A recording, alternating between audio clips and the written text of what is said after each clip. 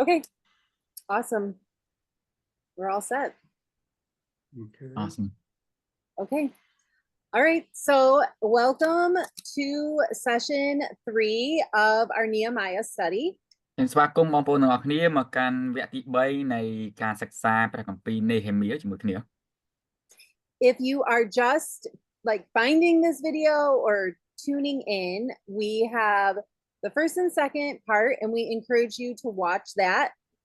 បើ first. សិនបើបងប្អូនត្រឹមតែចូលរៀននៅវគ្គទី3នេះទេហើយអត់ខកខាននៅវគ្គទី1វគ្គទី2យើងក៏មានថតជាវីដេអូកាលពីវគ្គទី1វគ្គទី2រួចហើយអញ្ចឹងយើងលើកទឹកចិត្តបងប្អូនស្ដាប់មើលតាំងពីវគ្គទី1វគ្គទី2ដែរ When we were in Cambodia with Pastor Cal in 2025, in February of 2025, we met with a bunch of different pastors. ពេលខ្ញុំហើយក្រុមរបស់ខ្ញុំហើយនឹងលោកគ្រូខាលបានមកលេងស្រុកខ្មែរកាលពី2025 ដើមឆ្នាំនេះខែ2យើងក៏បានជួបជាមួយនឹងក្រុមគ្រូកង្វាលផ្សេងៗទៀតដែរ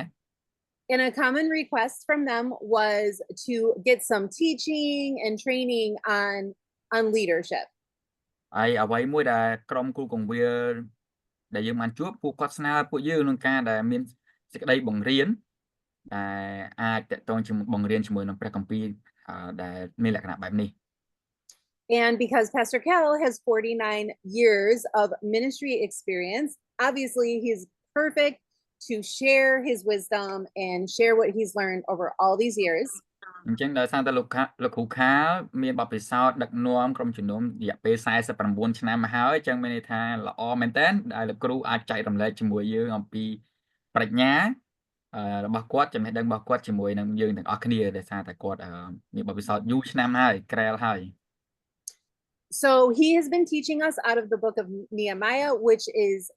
full of leadership principles, godly leadership principles, and we are just praying that this is going to be beneficial to you. ហើយយើងចាប់ផ្ដើមសេចក្តីបង្រៀនជាមួយនឹងសភៅនេហេមៀដំបូងគេក្នុងការដែលធ្វើលក្ខណៈបែបបង្រៀនបែបអញ្ចេះហើយសភៅនេហេមៀពេញទៅដោយសេចក្តីបង្រៀនក្នុងការដែលភាពជាអ្នកដឹកនាំហើយអញ្ចឹងយើងពិតជារំភើបដើម្បីធ្វើមេរៀននេះជាមួយបងប្អូនពីព្រោះមេរៀននេះខ្ញុំគិតថាវានឹងជួយយើងទាំងអស់គ្នា Would it be okay if Rota would like to open us up in prayer? អញ្ចឹងបើអត់អីណាបើសុំបងកញ្ញារដ្ឋាជួយអធិដ្ឋានឲ្យពួកយើងក្នុងការចាប់ផ្ដើមថ្នាក់រៀនរបស់យើង Yeah. Okay. So let's pray with me. Dear Father, Lord, I thank you for this morning, Lord. Thank you that you are here with us. And Lord, fill us with your love and your spirit and explain us during our pastor sharing, Lord. And I pray that your voice will talk to our heart. Thank you, Father. All things that pastor sharing, Lord, reveal in our heart to see what your will. And your Holy Spirit bless us, Lord, to feel your heart too. Thank you, Father. I pray that this morning everyone will touched by your Spirit, Lord. Thank you, Father. I pray in Jesus' name. Amen. Amen. Thank you. គុណបងរដ្ឋា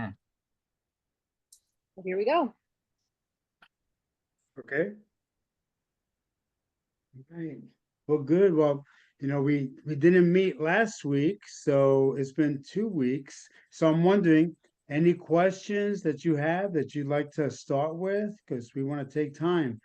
to answer any questions you may have. អញ្ចឹងយើងបានខកខានជួបគ្នាមួយសប្តាហ៍នេះជាសប្តាហ៍ទី2យើង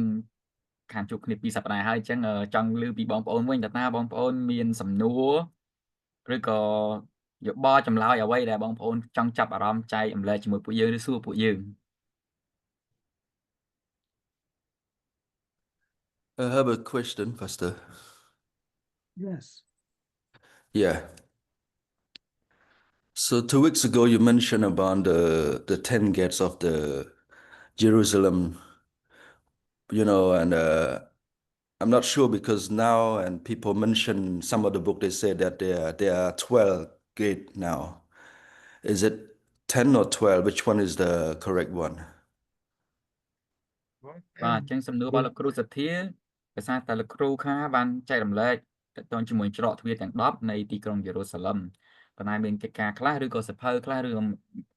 បានចែករំលែកជាមួយយើងដែរថាមានដល់ទៅច្រកទ្វារដល់ទៅខ្លងទ្វារដល់ទៅ12តើមួយណាដែលត្រឹមត្រូវ I'm going by the list of names that are listed in the Nehemiah account. So they found two more. They're not listed there. But I can find out. I can find out. បាទអញ្ចឹងឲ្យចម្លើយនោះគឺថានៅក្នុងព្រះគម្ពីរនេអេមៀមានខ្លងទ្វារចំនួន10ដែលគេបានដាក់ឈ្មោះហើយ2ទៀតចាំខ្ញុំធ្វើការស្រាវជ្រាវមើលព្រោះអត់បានដាក់នៅក្នុងសភៅព្រះគម្ពីរនេហេមៀមានឈ្មោះខ្លងទ្វារនោះទេ Because I can say this, that in Israel, they're always finding something else. The archaeologists are always digging, and it's pretty amazing that after all of these years, they are still finding different artifacts that really give evidence to what we read in the scriptures. So I'll find out if it's 10 or 12, but I went from the names that are in the book of Nehemiah. បាទអរគុណលោកគ្រូសាធាសម្រាប់សំណួរហើយអ្វីដែលគួរឲ្យភ្ញាក់ផ្អើលនោះនៅប្រទេសអ៊ីស្រាអែលគេតែងតែរកឃើញនៅភស្តុតាងនៅអ្វីដែលបានកប់ជាយូរលង់ណាស់មកហើយពីបុរាណកាលគេតែងតែជីករកឃើញអ្វីដែលថ្មីជានិច្ចអញ្ចឹងហើយមានការស្រាវជ្រាវថ្មីតែងតែកើតមានឡើងហើយមានការរកឃើញវត្ថុតាងច្រើនទៅអញ្ចឹងហើយយើងត្រូវការតាមដានដែរប៉ុន្តែអ្វីដែលខ្ញុំចង់ឆ្លើយតបទៅកាន់យើងនៅថ្ងៃនេះគឺសភៅព្រះគម្ពីរនេហេមៀបានចែងអំពីខ្លងទ្វារទាំង10អញ្ចឹងបានជាយើងយកខ្លងទ្វារទាំង10យកមកដាក់ក្នុងសេចក្តីបង្រៀនរបស់យើង Thank you. But thank you for that question. Anybody else? បាទអរគុណលោកគ្រូសុធាសម្រាប់សំណួរដែលល្អមានបងប្អូនណាផ្សេងទៀតដែលមានសំណួរដែរឬក៏លោកគ្រូសុធាមានសំណួរផ្សេងទៀតអត់បញ្ហាទេ So basically, we only mention 10 from the Bible, right? Yes. Fine. Yeah. ចេញពី Thank you, Pastor. នេហេមៀមាន10 You're welcome. Okay. Any other questions? មានបងប្អូនណាមានសំណួរទៀតទេ Okay. All right. Well, listen, even as I'm talking, if you have a question, just raise your hand. Erin will acknowledge it because she'll see all that and she can let me know and I'll stop and I'll answer your questions. Okay. So, you know, យើងអាច I'm យើង sorry. អាចបន្តទៅមុខទៀតសិនជាមួយគ្នាបើសិនជាបងប្អូនមានសំណួរសូមដាក់នៅក្នុង comment បង Aaron គាត់អាចប្រាប់ខ្ញុំឲ្យផ្អាកបន្តិចដើម្បីខ្ញុំឆ្លើយសំណួរបងប្អូនបានអញ្ចឹងសូមដាក់សំណួរបងប្អូននៅក្នុង comment មក So as we've been looking in the book of Nehemiah, we see that the rebuilding of the walls parallels what the Holy Spirit is doing in our lives. អញ្ចឹងតាមការដែលយើងបានសិក្សាជាមួយគ្នាថាការដែលកសាងខ្លងទ្វារក្រុងនៃទីក្រុងយេរូសាឡិមឡើងវិញគឺជាការឆ្លុះបញ្ចាំងមួយអំពីកិច្ចការរបស់ព្រះវិញ្ញាណបរិសុទ្ធដែលធ្វើនៅក្នុងជីវិតរបស់យើងដែរ Because we know that when we repent of our sin, when we confess our sin, that there's an instantaneous work that takes place in us where we become new creations. បាទដូចជាការដែលយើងចូលមករកព្រះអង្គហើយលន់តួសារភាពអំពើបាបកែប្រែចិត្តគំនិតការដែលយើងលន់តួកែប្រែចិត្តគំនិតកើតយើងទទួលបានការកើតជាថ្មីភ្លាមប៉ុន្តែមានដំណាក់កាលដើម្បីកសាងជីវិតរបស់យើងឲ្យកាន់តែប្រសើរឡើង So our position in Jesus is secured. That's immediate. That happens right away. អញ្ចឹងមានន័យថាយើងនៅចំពោះព្រះភ័ក្ត្រព្រះជាម្ចាស់នៅដោយគ្របបាំងដោយព្រះលិខិតនៃព្រះយេស៊ូវគ្រីស្ទយើងមានសុវត្ថិភាពរួចហើយតេតងជាមួយនឹងការសង្គ្រោះដែលមកពីព្រះអង្គភ្លាមនៅពេលដែលយើងទទួលសារភាពអំពើបាបកែប្រែចិត្តគំនិត So from that point of salvation, for as many days as we're on this planet, the Lord continues to rebuild our lives. អញ្ចឹងការដែលយើងនៅមានរស់រានមានជីវិតនៅលើផែនដីនេះនៅឡើយព្រះវិញ្ញាណបរិសុទ្ធព្រះអង្គម្ចាស់មិនទាន់បញ្ឈប់នឹងការដែលមួយអង្គកែច្នៃជីវិតរបស់យើង When we're involved with people, we partner in that rebuilding of their lives. ក្នុងការដែលយើងសហការជាមួយបងប្អូនដទៃទៀតដើម្បីកសាងគ្នាទៅវិញទៅមកហើយកសាងអ្នកដទៃទៀតកសាងជីវិតរបស់ពួកគេ So what we have to remember is when we say we're going to rise up and build, យើងត្រូវចាំដែរថានៅពេលដែលព្រះគម្ពីរចែងហើយយើងបានឆ្លើយតបដូចគ្នាថាក្រោកឡើងហើយយើងនឹងសង់ the devil says, I'm going to rise up and destroy. ខុសគ្នាពីខ្មាំងសត្រូវថាឃើញយើងក្រោកឡើងនឹងសង់ខ្មាំងសត្រូវថាយើងនឹងក្រោកឡើងហើយប្រឆាំងបំផ្លាញ So whether we're partnering in the rebuilding of someone's life or the rebuilding of a family, or even what we're building in the church, the enemy will oppose us.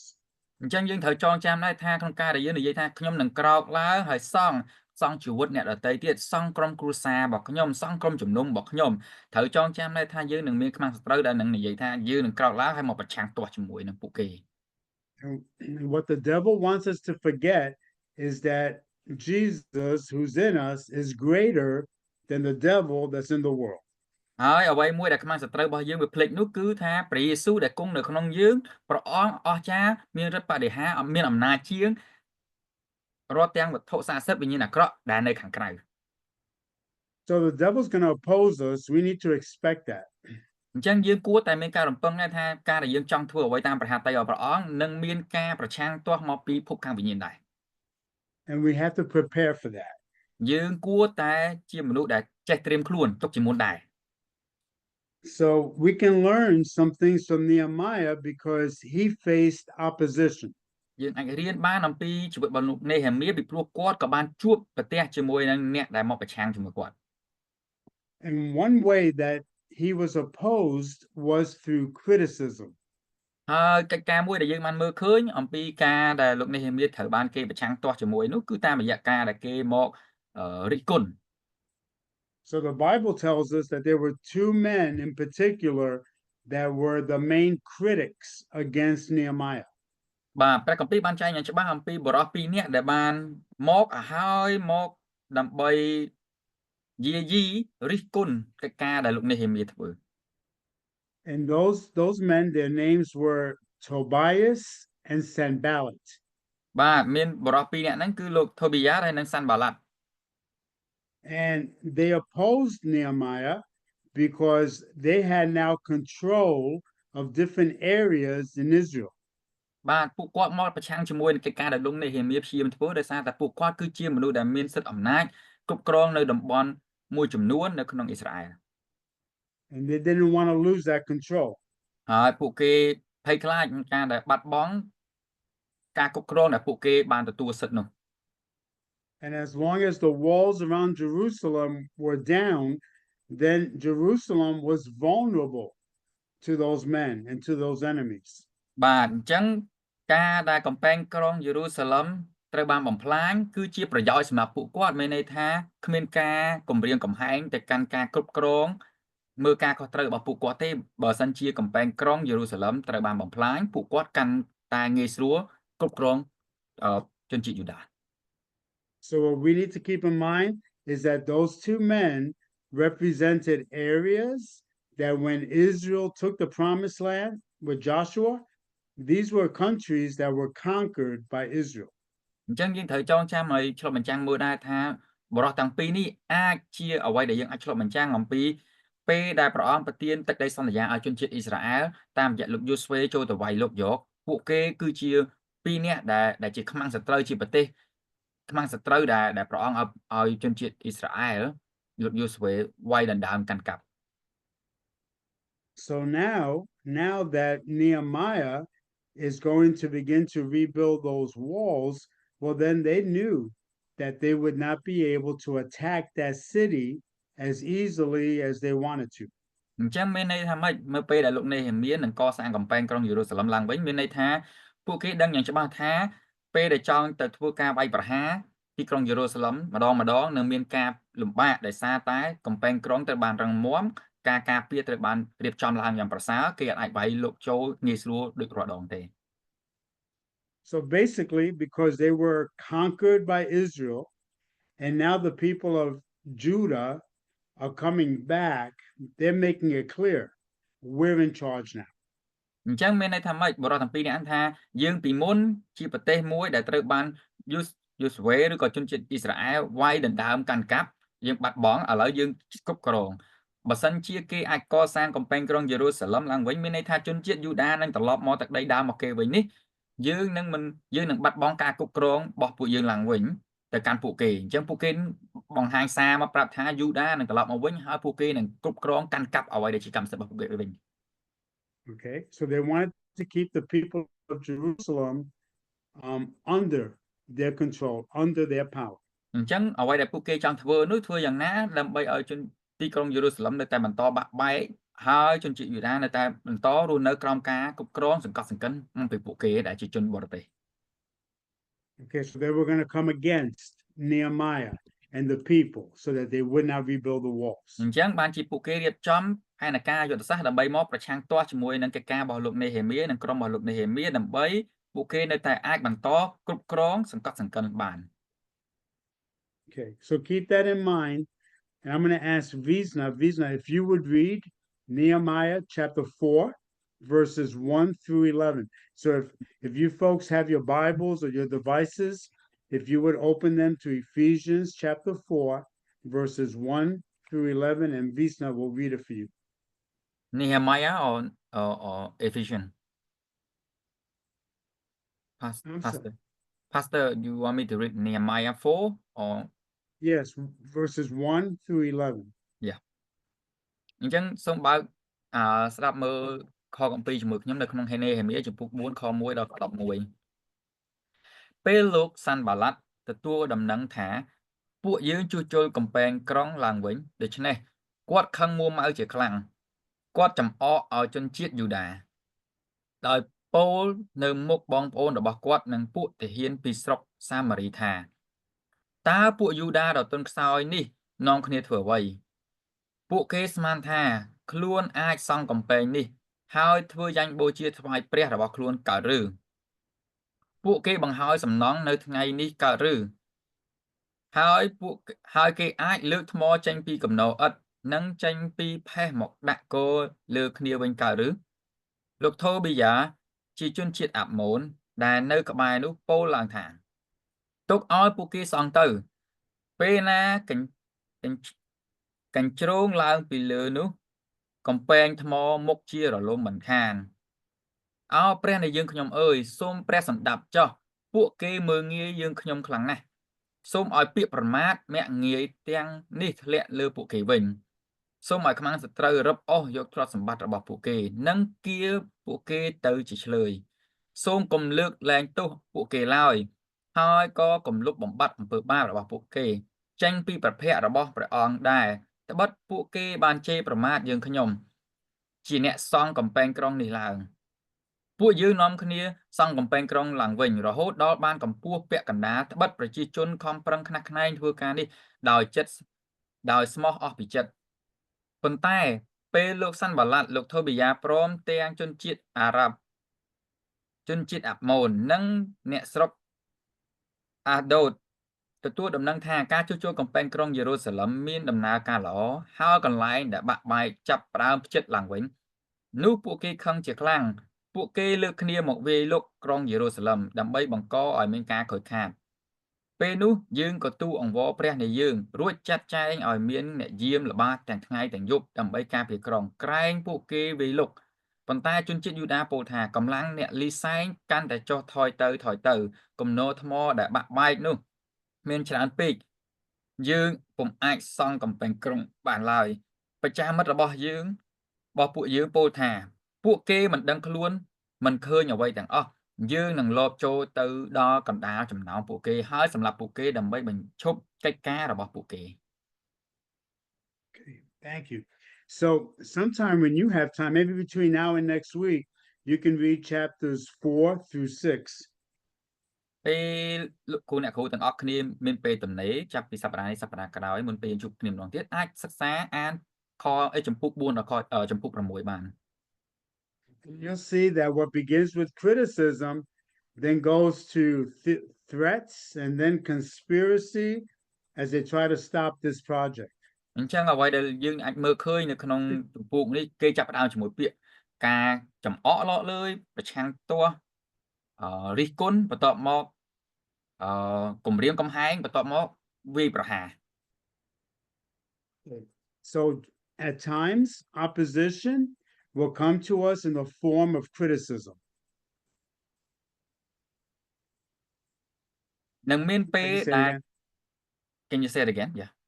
Yeah. At times, opposition will come against us through criticism. នឹងមានពេលដែលការវាយប្រហារចូលមកគឺតាមរយៈការដែលរិះគន់ប្រឆាំង And this is negative criticism. ការរិះគន់នេះគឺជាការរិះគន់អវិជ្ជមាន This isn't criticism that can build something in our lives. មិនមែនជាការរិះគន់បែបស្ថាបនាកសាងជីវិតរបស់យើងនោះទេ No, because I imagine that you could say this in your language, but we speak about constructive criticism. ពេលដែលយើងនិយាយយើងអាចនិយាយថាការរិះគន់ដែលប្រសើរខាងវិជ្ជមានគឺរិះគន់បែបស្ថាបនា That's when people see something and they want to encourage us to do it better. នៅពាក្យរិះគន់ស្ថាបនាមានន័យថាគេមើលឃើញសក្តានុពលឃើញអ្វីដែលជាភាពខ្លាំងរបស់យើងហើយគេនិយាយឲ្យមកកាន់ជីវិតរបស់យើងដើម្បីជួយយើងឲ្យរីកចម្រើនប្រសើរឡើងជាងមុនម្ដងទៀត So either they say to us or we say to somebody we love, you know, what you're doing is good, but you can do it better. That's criticism, but it's criticism that's positive. អញ្ចឹងអាចអ្នកដទៃនិយាយឬក៏អាចជាយើងដែលនិយាយទៅកាន់អ្នកដទៃទៀតដែលថា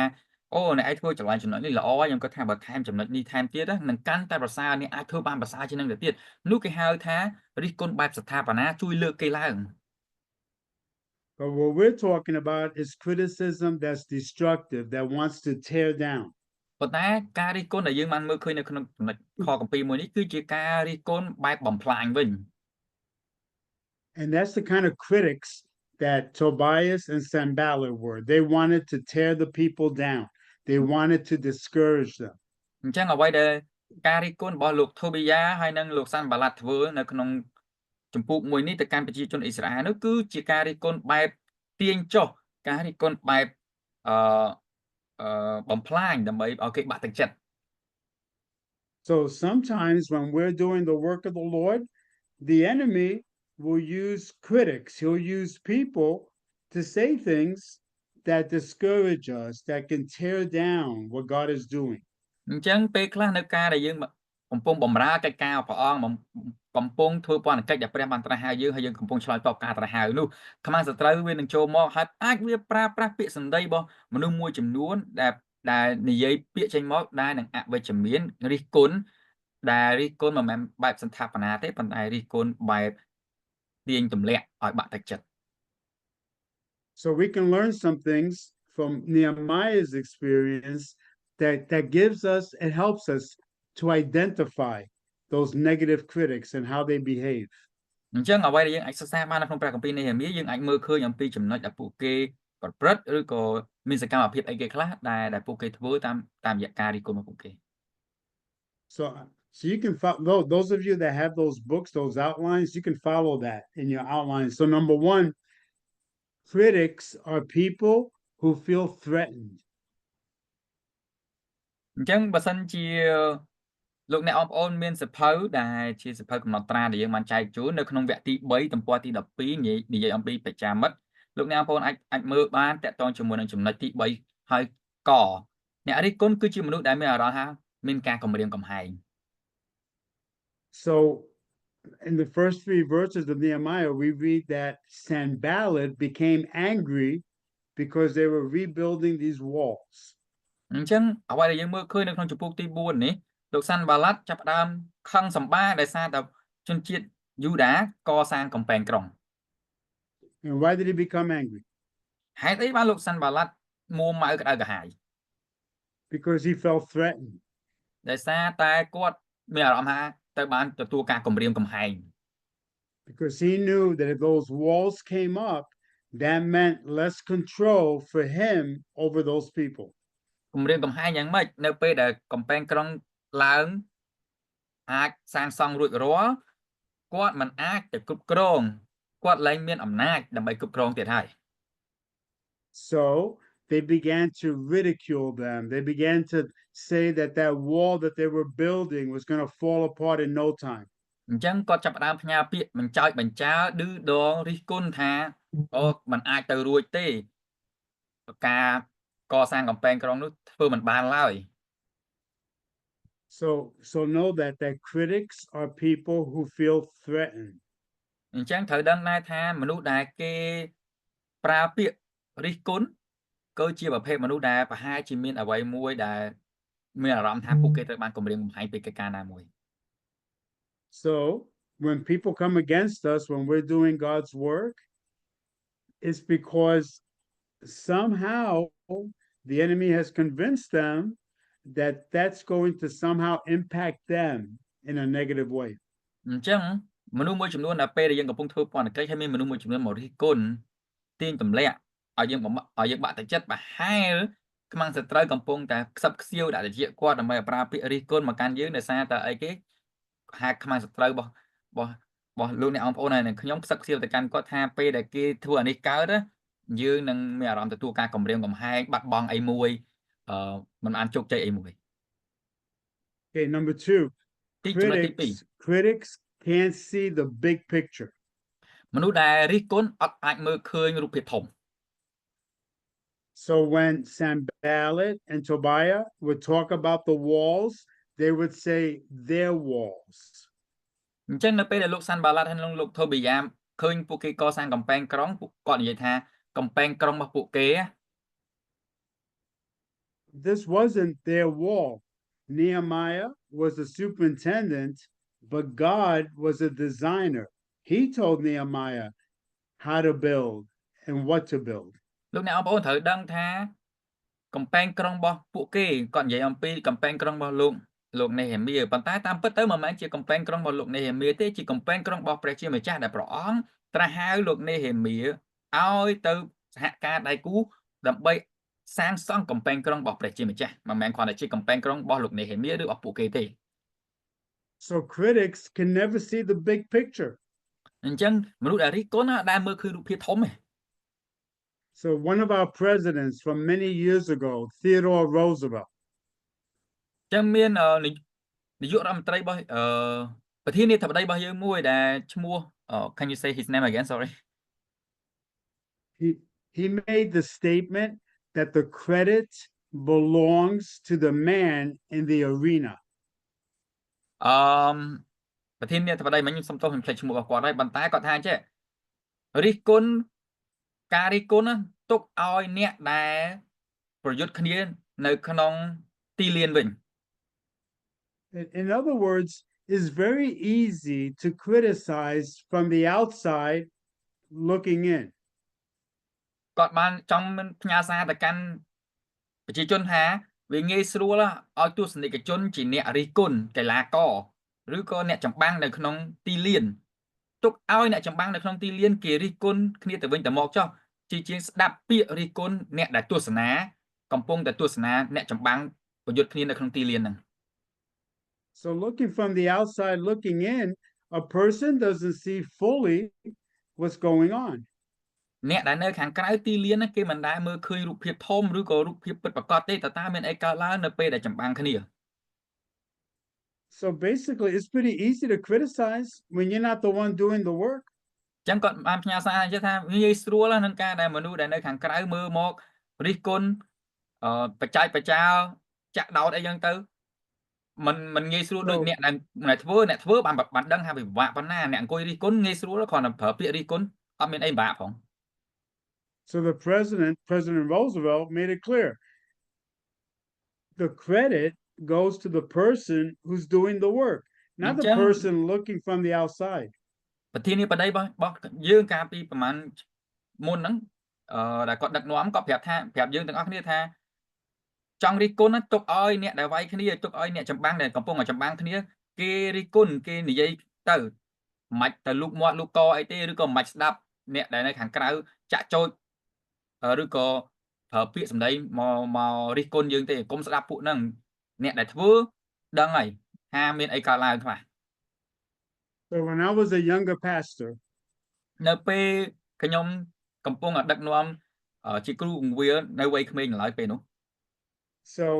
I was a youth pastor when I was in my 20s. ពេលខ្ញុំកំឡុងវ័យ20ឆ្នាំជាងខ្ញុំជាគ្រូកង្វៀងយុវជននៅពេលនោះ And I became a lead pastor when I was 32. ពេលខ្ញុំក៏ខ្លាចជាគ្រូកង្វៀងរៀនច្បងនៅក្នុងក្រុមជំនុំរបស់ខ្ញុំពេលដែលខ្ញុំអាយុ32ឆ្នាំ So I was pastoring this church, not the one I'm in now, but I was pastoring a church for a couple of years. អញ្ចឹងខ្ញុំបានដឹកនាំក្រុមជំនុំមួយដែលមិនមែនជាក្រុមជំនុំបច្ចុប្បន្នទេកាលហ្នឹងបានរយៈពេលប្រហែលឆ្នាំដែរ And we were working hard, the congregation was working hard, and God was blessing us. The church was growing. ខ្ញុំប្រឹងប្រែងខំប្រឹងធ្វើការដឹកនាំក្រុមជំនុំសមាជិកក្រុមជំនុំប្រឹងប្រែងធ្វើតាមព្រះបន្ទូលរបស់ព្រះជាម្ចាស់ហើយយើងមើលឃើញថាព្រះអង្គពិតជាប្រទានពរមែនព្រះអង្គពិតជាធ្វើការក្នុងក្រុមជំនុំរបស់យើង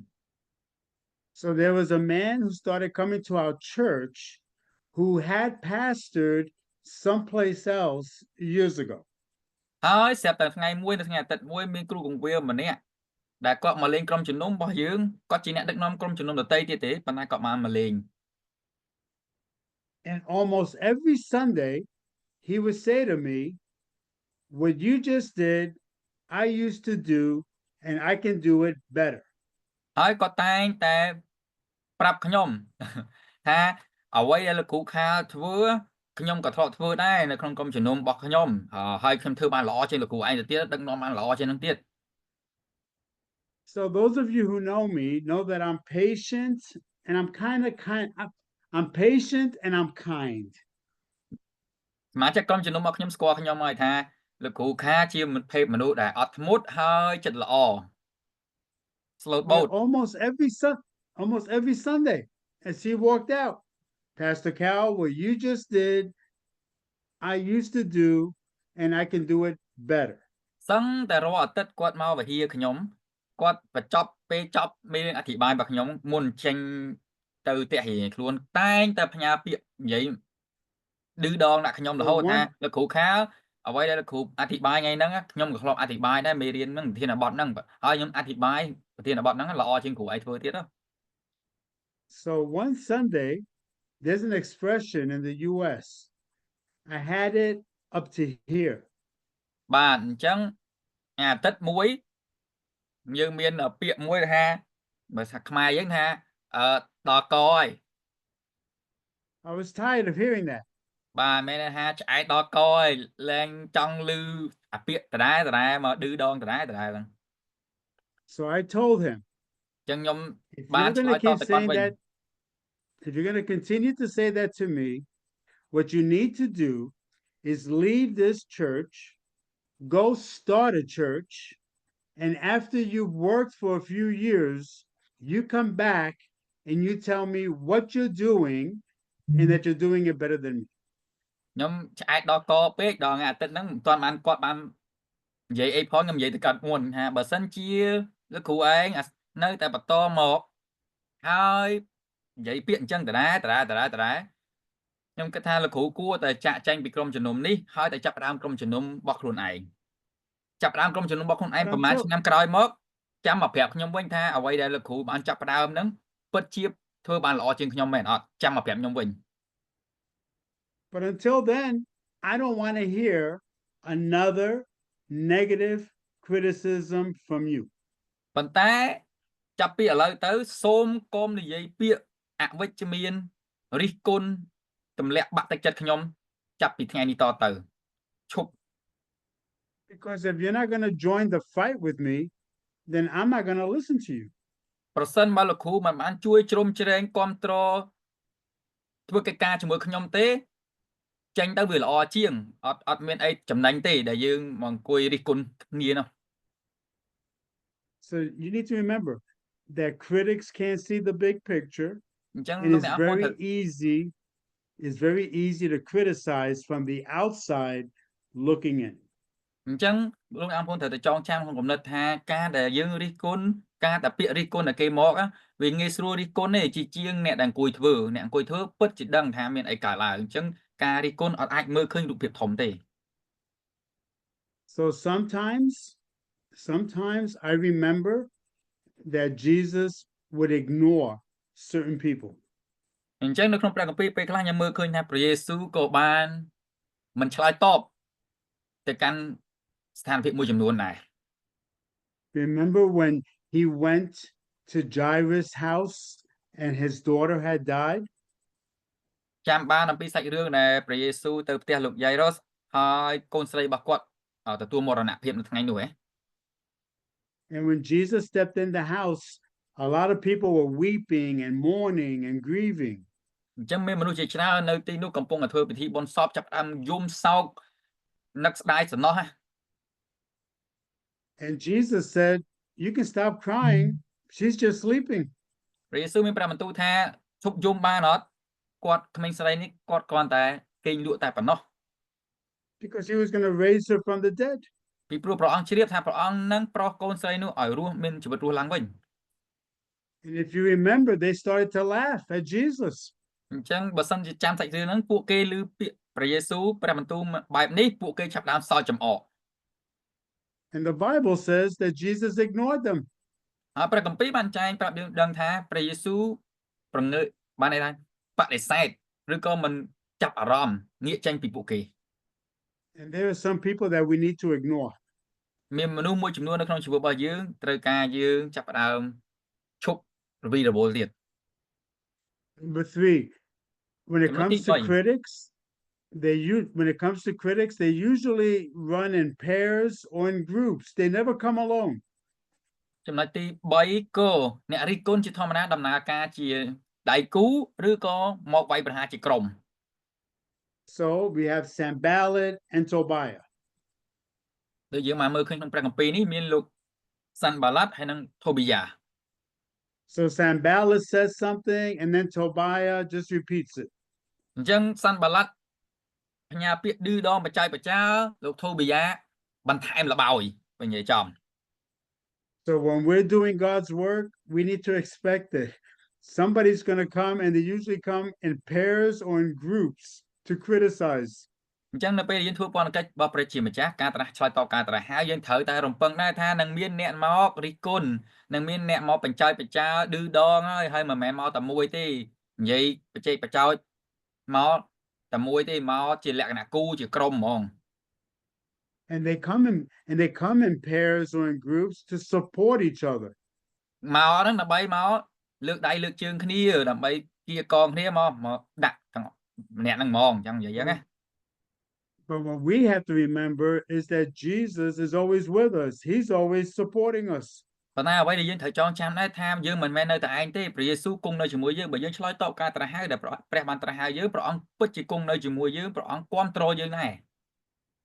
And Psalm 23 tells us that he prepares a table in the presence of our enemies. នៅក្នុងទំនុកដំណើរចំពោះទី23បានចែងប្រាប់យើងថាព្រះអង្គរៀបចំពិធីជប់លៀងនៅមុខបច្ចាមិត្តរបស់ទូបង្គំ So that means while we're experiencing criticisms and people coming against us, Jesus fellowships with us. He supports us. អញ្ចឹង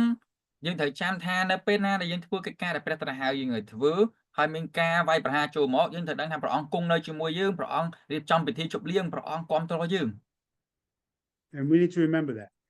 យើងត្រូវចងចាំថាយើងមិនមែនធ្វើកិច្ចការនេះដោយតែឯងនោះឡើយ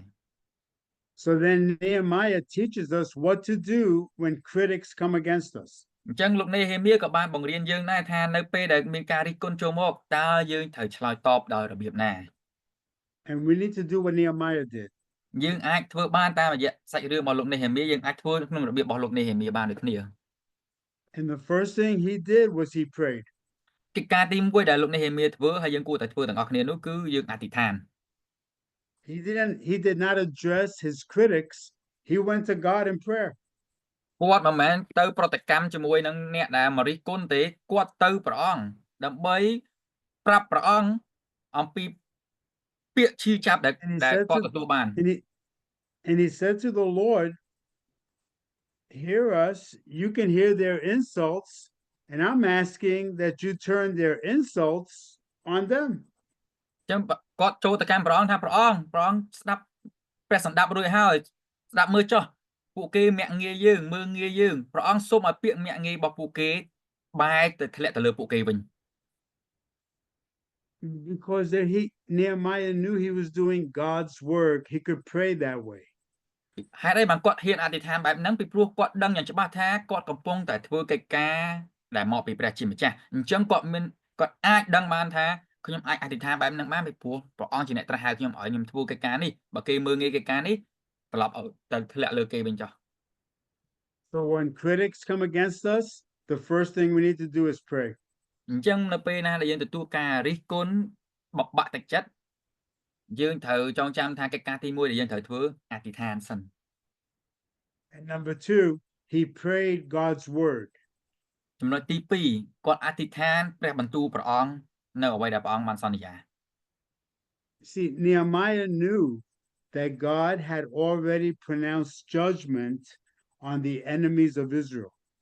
លោកនេហេមៀដឹងយ៉ាងច្បាស់ថាព្រះអង្គបានប្រកាសរួចហើយព្រះបន្ទូលព្រះអង្គបានមានព្រះបន្ទូលរួចហើយថាព្រះអង្គនឹងនាំការកាត់ទោសព្រះអង្គនឹងជំរះកិច្ចការជាមួយនឹងខ្មាស់សត្រូវរបស់ព្រះអង្គ So he prayed God's promises back to God. អញ្ចឹងគាត់អធិដ្ឋានរំលឹកអំពីព្រះបន្ទូលសន្យាដែលព្រះអង្គបានមានព្រះបន្ទូលរួចហើយថាព្រះអង្គនឹងធ្វើអី And that's what we do. When នឹង we គឺជា know អ្វី that ដែលយើង God ធ្វើដែរ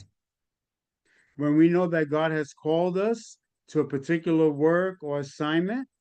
well, then we can pray back God's promises to him. អញ្ចឹងយើងដឹងរួចហើយថាបើសិនជាព្រះអង្គត្រាស់ហៅយើងឲ្យធ្វើអីមួយព្រះអង្គមានព្រះបន្ទូលយ៉ាងច្បាស់ហើយថាព្រះអង្គត្រាស់ហៅយើងសម្រាប់ចំណុចអីគេកសាងអីគេ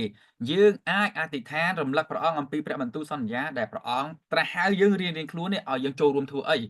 ប្រាប់ព្រះអង្គវិញថាព្រះអង្គត្រាស់ហៅទូបង្គំឲ្យធ្វើអីយើងនឹងឃើញកិច្ចការនោះបានសម្រេចដែរ So like Nehemiah, the first thing we do is we pray and Chúng we tôi lúc này pray hiểu. God's word. យើងធ្វើដោយលោកនេហេមៀអញ្ចឹងទី1យើងអធិដ្ឋាននៅពេលការរិះគន់ចូលមកអធិដ្ឋានអ្វីអធិដ្ឋានរំលឹកព្រះអង្គអំពីព្រះបន្ទូលសន្យាថាព្រះអង្គត្រាស់ហៅឲ្យយើងធ្វើអីហើយព្រះបន្ទូលព្រះអង្គនឹងសម្រេចអីគេ And then the third thing he did was he continued building. ហើយចំណុចទី3លោកនេហេមៀអធិដ្ឋានរំលឹកព្រះអង្គហើយអំពីព្រះបន្ទូលសន្យាហើយគាត់បន្តសង់ទៀត He didn't allow those two men to distract him from God's work. គាត់មិនអនុញ្ញាតឲ្យបរិសុទ្ធទាំងពីរនាក់នេះមកធ្វើឲ្យគាត់បែកអារម្មណ៍អំពីអ្វីដែលព្រះត្រាស់ហៅគាត់ឲ្យធ្វើនៅឡើយ And that's what Satan wants to do. He wants to distract us from God's work. នោះគឺជាអ្វីដែលខ្មាំងសត្រូវរបស់យើងចូលចិត្តធ្វើណាគឺមកដើម្បីឲ្យយើងបែកអារម្មណ៍អំពីអ្វីដែលព្រះបានត្រាស់ហៅយើងឲ្យធ្វើ So sometimes he'll send these negative critics to us so we get distracted from the assignment God has given us. អញ្ចឹងខ្មាំងសត្រូវរបស់យើងវាមកដើម្បីផ្ញើពាក្យរិះគន់ចោទប្រកាន់ដើម្បីបំបែកអារម្មណ៍យើងចេញពីការត្រាស់ហៅដែលព្រះកំពុងដាក់ឲ្យយើងកំពុងតែធ្វើ But we want to do what Nehemiah did. He just kept building. អញ្ចឹងយើងចង់ធ្វើដូចលោកនេហេមៀបានធ្វើអញ្ចឹងគឺបន្តសង់ទៅមុខទៀត So somebody told me many years ago មានមនុស្សម្នាក់បានប្រាប់ខ្ញុំកាលពីប្រហែលឆ្នាំមុន that the way to make a critic quiet, របៀប make him silent, របៀបបិទមាត់ឬក៏បញ្ឈប់ការរិះគន់ណា is to succeed. គឺកាន់តែរិះគន់កាន់តែធ្វើឲ្យវាជោគជ័យឲ្យមើលឃើញហ្មង See, I don't have to get into an argument with a critic. អញ្ចឹងមានន័យថាម៉េចខ្ញុំពេលគេរិះគន់ខ្ញុំអត់ចាំបាច់ចូលរួមចំណែកតវ៉ាចេះតវ៉ាចុះដើម្បីលើកចំណុចរបស់ខ្ញុំឲ្យត្រូវទេ I just need to finish what the critic is saying can't be done. អញ្ចឹងអ្វីដែលខ្ញុំធ្វើកាន់តែរិះគន់ខ្ញុំកាន់តែធ្វើឲ្យឃើញលទ្ធផលថាពាក្យរិះគន់របស់អ្នកឯងឥឡូវឃើញលទ្ធផលខ្ញុំធ្វើទេ And once I complete what God told me to do, that the critic says I can't do, then the critic has no more things to say. នៅពេលដែលខ្ញុំបន្តធ្វើអ្វីដែលព្រះត្រាស់ហៅខ្ញុំឲ្យធ្វើហើយខ្ញុំធ្វើវាជោគជ័យឃើញអត់ពាក្យរិះគន់របស់អ្នកឯងអ្វីដែលអ្នកឯងថាធ្វើមិនរួចឥឡូវទៅរួចហើយមានអីនិយាយទៀតទេ So you continue building. អញ្ចឹងអ្វីដែលយើងធ្វើក្នុងការដែលយើងឆ្លើយតបការរិះគន់គឺបន្តធ្វើអ្វីដែលព្រះត្រាស់ហៅយើងឲ្យធ្វើហើយមិនចាំស្ដាប់ពាក្យរិះគន់ពេកទេ And then what happened was that pretty soon those critics, the criticisms became threats. អញ្ចឹងអ្វីដែលកើតឡើងបន្ទាប់ពី រិះគន់ហើយការរិះគន់ខ្លាចទៅជាការគំរាមកំហែង And Vis and I read earlier how that they said when they're not watching, we're going to come in and attack them. ដោយអ្វីដែលយើងបានអាននៅក្នុងជំពូកទី4មិញហ្នឹងអញ្ចឹងថាចាំមើលយើងនឹងលបចូលពេលណាពួកគេភ្លេចខ្លួនយើងនឹងលបចូលហើយវាយប្រហារពួកគេ So what Nehemiah did was he set a guard in place to watch everything day and night. អញ្ចឹងអ្វីដែលលោកនេះហេមៀធ្វើដោយប្រាជ្ញាគឺគាត់បានដាក់អ្នកយាមការទាំងថ្ងៃទាំងយប់ដើម្បីកុំឲ្យមានការវាយប្រហារចូលមក And that's what we need to do. នោះគឺជាអ្វីដែលយើងគួរតែធ្វើក្នុងជីវិតរបស់យើងដែរ We need to watch and pray. យើងត្រូវការចេះមើលយាមមើលហើយអធិដ្ឋាន We need to pray and work. យើងត្រូវការអធិដ្ឋានហើយធ្វើការ And we're just aware of the enemy. យើងចេះព្យាយាមយើងចេះកត់សម្គាល់តើខ្មាំងសត្រូវវាយលុកមកពីខាងណា And we don't give him any space. We don't give him any room to come in. កុំអនុញ្ញាតឲ្យមានប្រឡោះប្រហោងណាមួយដែលខ្មាំងសត្រូវអាចលបចូលមកបានដើម្បីវាយប្រហារយើង And what we can't forget is that the Bible says that the devil is like a roaring lion. យើងក៏កុំភ្លេចសោះឡើយថាព្រះគម្ពីរក៏បានចែងប្រាប់យើងថាខ្មាំងសត្រូវរបស់យើងដូចជាសត្វសិង្ហក្រហម So, right, the Bible says he's like a lion. ព្រះគម្ពីរចែងប្រាប់យើងថាវាហាក់ដូចជាសត្វតោក្រហម But Jesus is the lion. ប៉ុន្តែព្រះយេស៊ូវគឺជាសត្វសិង្ហព្រះអង្គមិនមែនដូចសត្វសិង្ហទេព្រះអង្គជាសត្វសិង្ហជាតោ He is the Lion of Judah. ព្រះអង្គជាតោនៃយូដាជាសិង្ហនៃយូដា So the devil is like a lion, but Jesus is the lion. អញ្ចឹងខ្មាំងសត្រូវរបស់យើងដូចជាសត្វតោដែលក្រហមប៉ុន្តែមិនជាតោទេព្រះយេស៊ូវជាតោ So as long as we're in step with Jesus, we don't have to be concerned about the devil. អញ្ចឹងកាលណាយើងបន្តដើរគៀកជាមួយនឹងព្រះបាទទាគៀកជាមួយនឹងជំហានរបស់ព្រះអង្គយើងអត់ចាំបាច់ភ័យខ្លាចអំពីខ្មាំងសត្រូវដែលមកគ្រាន់តែក្រហមស្តៀងទេ We don't have to listen to his threats, no matter how they come to us. អត់ចាំបាច់ខ្វល់ខ្វាយបារម្ភអំពីពាក្យគំរាមកំហែងទាំងអស់នោះដែលមកយាយីវាយប្រហារនោះទេ Because if we're on assignment, if it's God's assignment, he's going to finish the job through us. យើងអ្វីដែលយើងត្រូវដឹងនោះថាប្រសិនបើយើងដើររួមជាមួយព្រះអង្គហើយនេះជាកិច្ចការរបស់ព្រះអង្គហើយយើងចូលរួមចំណែកក្នុងកិច្ចការរបស់ព្រះអង្គតែតើជាអ្នកបង្ហាញកិច្ចការរបស់ព្រះអង្គនៅក្នុងយើង Okay. So then let me just, because I know we're running out of time. So how do we do this? You know, maybe we'll just leave it. We'll just leave it here. We'll just leave it here. How about any questions? I'll do that. Any questions about anything we said tonight? រៀងល្អច្រើនហើយនឹងចិត្តដល់ម៉ោងបញ្ចប់ជាមួយគ្នាដែរចឹងឥឡូវខ្ញុំទុកពេលឲ្យយើងសួរសំណួរសិនឬក៏មានអ្វីដែលចង់សួរខ្ញុំ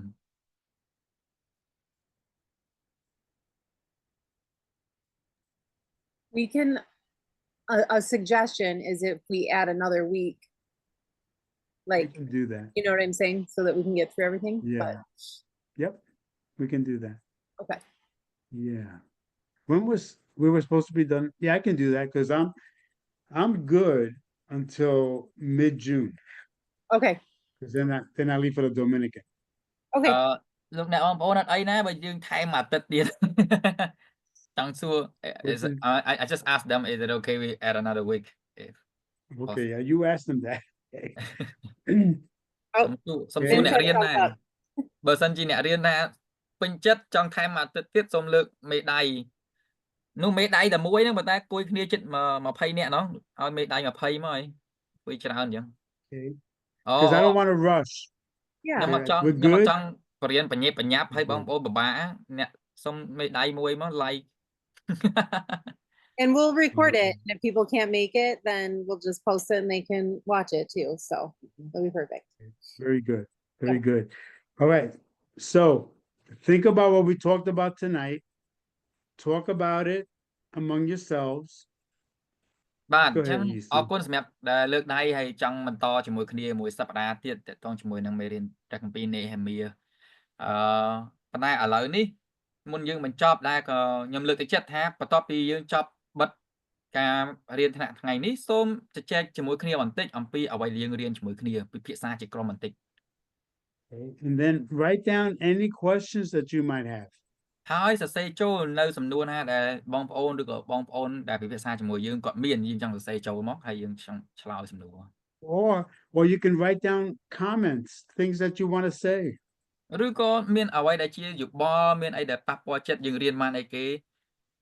សូមប្រាប់យើងវិញដែរ So let me say this, and Aaron knows that I'm like this, okay? អញ្ចឹងអ្នកគ្រូ Aaron គាត់ស្គាល់ខ្ញុំគាត់ដឹងខ្ញុំនឹងនិយាយពាក្យនេះ So if I was there in person with you, ប្រសិនបើខ្ញុំនៅស្រុកខ្មែរជាមួយបងប្អូនឥឡូវណា I would be asking you to ask questions the entire time. ខ្ញុំនឹងសួរបងប្អូនចុចបងប្អូនដើម្បីបងប្អូនអាចសួរបានរហូតដល់បងប្អូនមានសំណួរត្រូវសួរ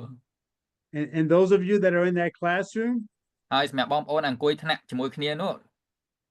I probably would go and sit at your table and say, okay, I'm not moving on until I get a question. បងប្អូនអង្គុយថ្នាក់រួមគ្នាច្រើនមកតុកនោះខ្ញុំបើសិនខ្ញុំនៅស្រុកខ្មែរឥឡូវខ្ញុំនឹងអង្គុយតុកមួយបងប្អូនព្រោះខ្ញុំពេញចិត្តណាអង្គុយតុកអញ្ចឹងមួយបងប្អូនដើម្បីសួរបងប្អូនថាម៉េចសុំសួរណាបើអត់សួរទេខ្ញុំអត់ទៅមុខទេ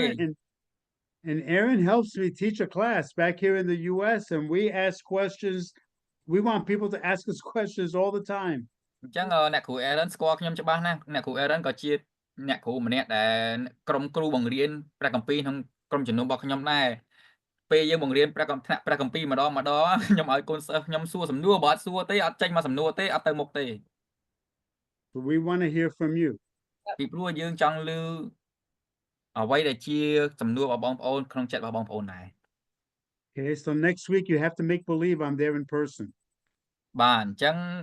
សប្តាហ៍ក្រោយណាឧបមាថាខ្ញុំអង្គុយតុកមួយបងប្អូនសប្តាហ៍ក្រោយ All right, I saw a thumbs up. I saw Yeah, it. I I'm saw gonna- it. It was over there somewhere. I'm writing down who wrote thumbs up. បាទអ្នកដែលឲ្យមេដៃទាំងអស់អ្នកគ្រូ Aaron គាត់ឈ្មោះទុកអស់ហើយមិញហ្នឹងអញ្ចឹងអ្នកឲ្យមេដៃមិញហ្នឹងនៅតុកមកតុកនោះសង្ស័យមានសំណួរណា And I'm even រហូត seeing- អូខេ I see a thumbs up there. I just saw an emoji. Oh, now I see a heart. But now I saw an emoji laughing with tears coming out. បាទអញ្ចឹងមានអ្នកឲ្យមេដៃផងមានអ្នកឲ្យបេះដូងផងឥឡូវមានអ្នកសោចដល់ចេញទឹកភ្នែកផងបាទ So I'm expecting class interaction next week. បាទអញ្ចឹងខ្ញុំសម្រាប់ខ្ញុំជាគ្រូខ្ញុំរំពឹងថាកូនសិស្សរបស់ខ្ញុំចូលរួមសកម្មភាពណាអត់គ្រាន់តែអង្គុយស្ដាប់ទេ Okay, so next week we're going to talk about the accuser of the brethren. អញ្ចឹងសប្តាហ៍ក្រោយយើងនឹងសិក្សាជាមួយគ្នាអំពីអ្នកចោទប្រកាន់បងប្អូនខ្លួនឯង And we're going to talk about what that all means. យើងនឹងនិយាយគ្នាជជែកគ្នាតើអ្នកចោទប្រកាន់បងប្អូនរបស់ខ្លួនឯងមានលក្ខណៈយ៉ាងម៉េច And then, my good brother, I'm going to find out about the 12 gates and see what that's all about. Okay. ហើយខ្ញុំនឹងធ្វើ homework របស់ខ្ញុំ It's a homework for you pastor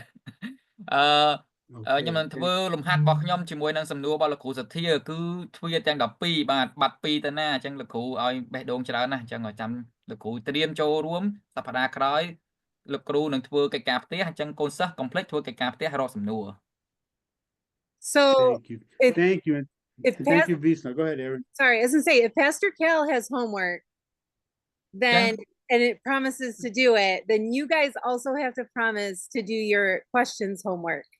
បាទអញ្ចឹងបើសិនជាលោកគ្រូខាលគាត់សន្យាថាគាត់នឹងធ្វើកិច្ចការផ្ទះដាក់ដោយលោកគ្រូសធាខ្ញុំសូមបងប្អូនធ្វើកិច្ចការផ្ទះរបស់បងប្អូនវិញគឺរកសំណួរ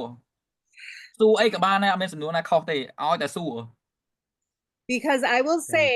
when we were here with Pastor Cal in person and we got questions going, it was really honestly very fruitful. Lots of people had lots of different questions, and it was so good to hear the answers. So I really want you guys to ask. ពេលខ្ញុំហើយនៅលោកគ្រូខាក្រុមរបស់យើងមកពីខែ2មានក្រុមគ្រូកងវាជាច្រើនគាត់ហ៊ានសួរសំណួរអត់មានភាពខ្មាស់អៀនគាត់ហ៊ានសួរបើកចំហជាមួយនឹងអ្វីដែលពួកគាត់ជួបប្រទះហើយកិច្ចពិភាក្សានោះបើកចំហនៅ នៅតំណែងតំណងបើកចំហនៅផលផ្លែជាច្រើនចេញមកពីសំណួរដែលពួកគាត់បានសួរតាក់ទងជាមួយនឹងព្រះគម្ពីរដែលយើងសិក្សាជាមួយគ្នានេះ Thank you. Thank you. Thank you for your time. We don't take this for granted. We really do love you. Thank you so much. Aaron, you close it out. All អ right, ញ្ចឹងអរគុណបងប្អូនទាំងអស់គ្នាដែលចូលរួមរៀនថ្នាក់នេះជាមួយគ្នាជាមួយពួកយើងទាំងអស់គ្នាពិតជាសប្បាយចិត្តដែលបងប្អូនអាចចូលរួមនៅក្នុងថ្នាក់នេះយើងមិនមែនយកពេលវេលានេះដើម្បីថាជាប្រយោជន៍របស់យើងផ្ទាល់ទេដើម្បីបានរៀបថតបានអីទេប៉ុន្តែពិតជាសប្បាយចិត្តដែលបងប្អូនអាចចូលរួមហើយរៀនជាមួយគ្នា Okay, I'm going to go ahead and pray and then we can go and just next week, same place, same time. អញ្ចឹងខ្ញុំនឹងអធិដ្ឋានបញ្ចប់ថ្នាក់របស់យើងថ្ងៃនេះហើយសប្តាហ៍ក្រោយជួបគ្នាពេលវេលាម៉ោងដដែលទីតាំងដដែល Father God, we come before you, Lord, and we thank you so much for this time with you. ព្រះបិតាទូបង្គំអរព្រគុណព្រះអង្គហើយយើងចូលមកកាន់ព្រះអង្គទាំងដឹងគុណនៅអ្វីដែលព្រះអង្គបានធ្វើនៅក្នុងជីវិតរបស់យើង We thank you, God, for all the things you are doing here in Cambodia. You are moving, you are anointing, and you are calling out your children to serve you more. ទូបង្គំអរព្រគុណព្រះអង្គនៅអ្វីដែលព្រះអង្គកំពុងតែធ្វើនៅក្នុងប្រទេសកម្ពុជាព្រះអង្គហើយនៅការដែលព្រះអង្គត្រាស់ហៅនៅកិច្ចការដែលព្រះអង្គកំពុងតែឲ្យវាកើតឡើងហើយព្រះអង្គបានត្រាស់ហៅបុត្រធីតារបស់ព្រះអង្គម្នាក់ឲ្យចូលរួមចំណែកនៅអ្វីដែលព្រះអង្គកំពុងតែធ្វើ Father, I pray that you would anoint the steps of every single leader on this call, Lord God. ទូបង្គំអធិដ្ឋានសម្រាប់ព្រះអង្គហើយសូមព្រះអង្គបានចាក់ប្រេងតាំងនៅលើបងប្អូនមកទូបង្គំម្នាក់ដែលបានចូលរៀនទាំងនៅទីនេះហើយទាំងស្ដាប់អនឡាញ Father God, I pray that you would give them the characteristics of Jesus, Father God, as a lion, as brave, as bold, Father God. ទូបង្គំអធិដ្ឋានណាព្រះអង្គហើយសូមចាក់ប្រេងតាំងឲ្យពួកគាត់មានភាពអង់អាចក្លាហានមានបុគ្គលិកលក្ខណៈដូចជាព្រះយេស៊ូវអង់អាចក្លាហានឃ្លាវខ្លាក្នុងការធ្វើអ្វីដែលព្រះអង្គបានត្រាស់ហៅពួកយើងធ្វើ I thank you, God, that we all get to be co-laborers together. ទូបង្គំអរព្រគុណទ្រង់ដែលយើងអាចពួតដៃគ្នាធ្វើការសហការជាមួយគ្នា And we get to serve you, the God that brings together people from all over the world into one place to learn and about you and glorify you. ទូបង្គំអរព្រគុណព្រះអង្គដែលព្រះអង្គត្រាស់ហៅយើងពីគ្រប់ទិសទីដើម្បីធ្វើកិច្ចការរួមគ្នាអង្គុយរួមគ្នាដើម្បីរីកចម្រើនឡើងសហការគ្នាតើយើងធ្វើយ៉ាងម៉េចដើម្បីនាំដំណឹងល្អនាំសេរីល្អរបស់ព្រះអង្គទៅដល់ជាតិសាសនា Father, I just pray that you would give Pastor Cal a special blessing as he continues to lead and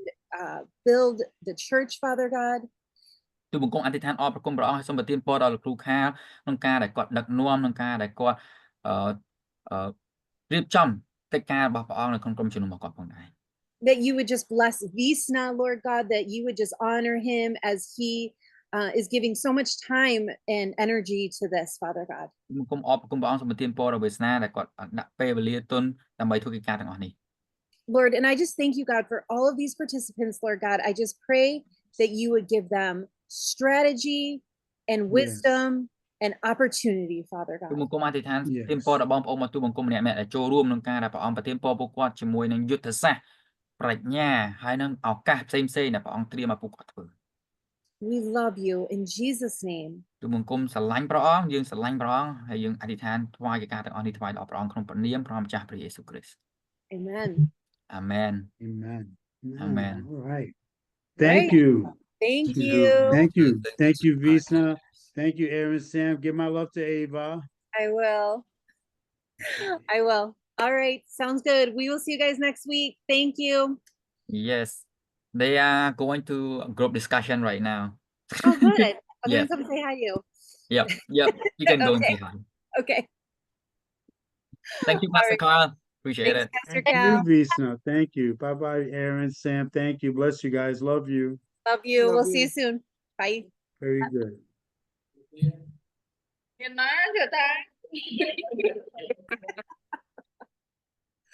Okay. Bye-bye. bye bye